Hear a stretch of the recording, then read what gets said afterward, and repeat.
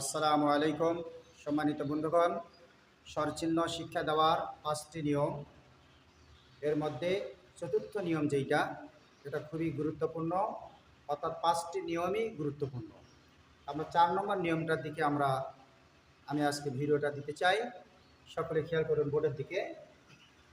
এখানে লক্ষ্য করুন চতুর্থ নম্বর যে নিয়মটা, প্রত্যেকটি এই চতুর্থ নিয়ম লেখা শেখানোর সময় অর্থাৎ স্বরচিহ্ন লেখা শেখানোর আগে যে কাজটি হবে, আমাদের ব্যঞ্জন বর্ণগুলি বাচ্চাদের লেখা শেখানো এবং মুখস্থ করা। যেরকম ক, তারপর আসবে খ, তারপর আসবে গ, তারপরে আসবে ঘ। হ্যাঁ, এভাবে মানে ব্যঞ্জন বর্ণগুলো মুখস্থ রাখা বা লিখতে পারে। এবার আসুন ৪ নম্বর নিয়ম কিভাবে পড়াবেন। ক যোগ স্বর আ সমান ক আকার কা। খেয়াল করেন, ক যোগ আকার সমান ক আকার কা। ক যোগ স্বর আ সমান ক আকার কা। অনেকে এই নিয়মে পড়া, ক সাথে যোগ হয়েছে আকার, স্বর আতে কি হয় আকার, এভাবে কেউ পড়ায়। আবার অনেকে বাচ্চারা, ছোট বাচ্চারা প্লে নার্সারির যেটা সহজ হবে, স্বর আতে আকার, এটা অনেকের মাথায় নাও আসতে পারে। এই জন্য সরাসরি আমরা এভাবে যদি শিক্ষা দিই, পরেরটা ক যোগ আকার সমান ক আকার কা, এটা তাড়াতাড়ি বুঝা আসে। কর সঙ্গে আকার যোগ করলাম, কর সঙ্গে স্বর আ যোগ করলে অনেকের মাথায়, যারা দুর্বল বাচ্চা আছে তাদের জন্য কষ্টকর হবে। প্লে শ্রেণীতে মনে হয় আমি যেটা উপকার পেয়েছি, এই নিয়মটা শিখাইলে তারা দ্রুত বুঝতে পারে। সেই ক্ষেত্রে আমরা শেখাবো ক যোগ আকার সমান ক আকার কা। এইভাবে প্রত্যেকটি ব্যঞ্জন বর্ণ দিয়ে স্বরচিহ্নর আকার, তারপরে হ্রস্বইকার, দীর্ঘইকার প্রত্যেকটি দিয়ে এইভাবে আমরা শিখাবো। তবে এই ৪ নম্বর নিয়মটা যেভাবে লিখছি আমি, এইটা যদি আপনারা বাচ্চাদেরকে খুব মজবুত করে শিখাইতে চান, তাহলে এখানে আবার কয়েকটা নিয়ম ফলো করতে হবে। যেরকম খেয়াল করুন, ১ নম্বর নিয়ম ক যোগ স্বর আ, ক যোগ স্বর আ, ক যোগ স্বর আ, তিনটা এক নিয়মে সমান ক আকার কা, সমান ক আকার কা, সমান ক আকার কা। যখন এভাবে মুখস্থ হয়ে যাবে, তখন ৩ নম্বর ক যোগ আ স্বর আ সমান ক আকার কা, গোটা সম্পূর্ণটি একবারে শিক্ষা দেওয়া। ক যোগ স্বর আ সমান ক আকার কা, ক যোগ স্বর আ সমান ক আকার কা।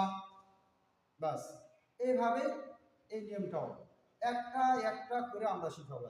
প্রথম ক যোগ আকার সমান ক আকার কা। অনেকে সমান সমান বলি, সমান সমান তো দুইবার নেই, একবার আছে।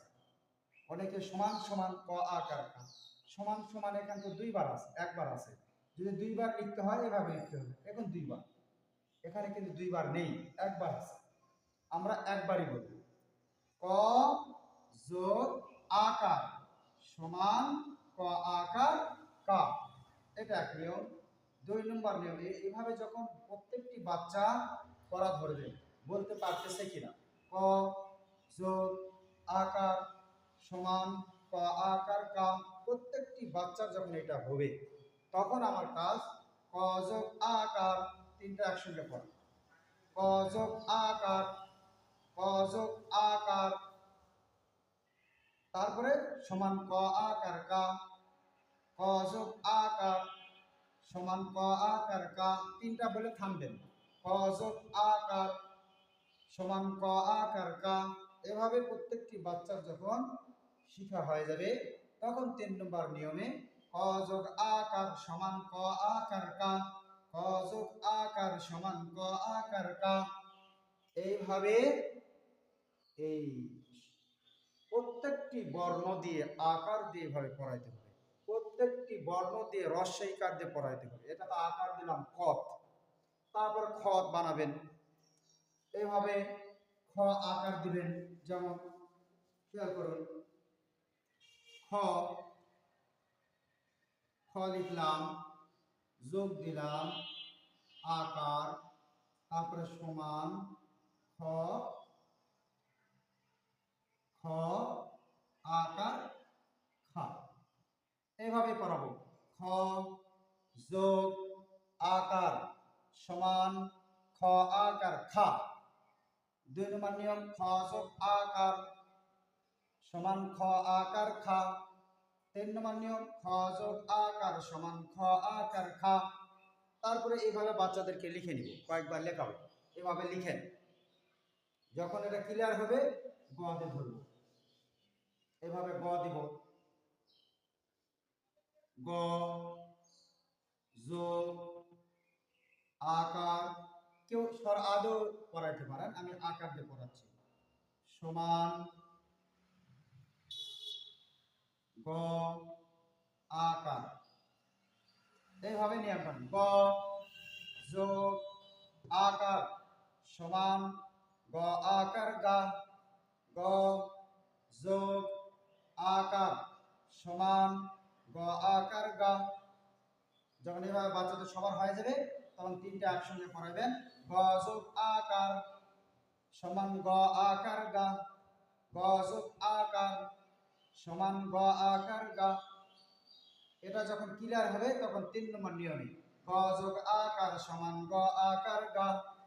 এইভাবে প্রত্যেকটি ব্যঞ্জন বর্ণকে আকার দিয়ে এইভাবে শিখাইতে হবে। তারপরে 2 নম্বর আসবে হ্রস্ব ইকার। ওই একই সিস্টেমে আমরা হ্রস্ব ইকার একটা শিখাবো। খেয়াল করুন, ক ক যোগ হ্রস্ব ইকার। কেউ হ্রস্ব ইকার ব্যবহার করলে হ্রস্ব ই ব্যবহার করলে হ্রস্ব ই ব্যবহার করতে পারেন ডাইরেক্ট।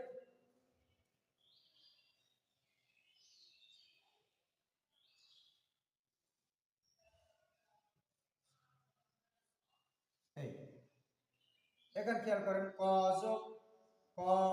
যোগ হ্রস্ব ই সমান ক হ্রস্ব ইকার কি।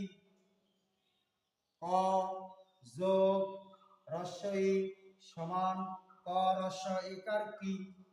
এই হ্রস্ব ইকে ব্যবহার করতে পারেন, অথবা আমি যেটা বলছিলাম ক দিবেন সমান ডাইরেক্ট হ্রস্ব ইকার দিবেন, তারপরে আসবে সমান ক।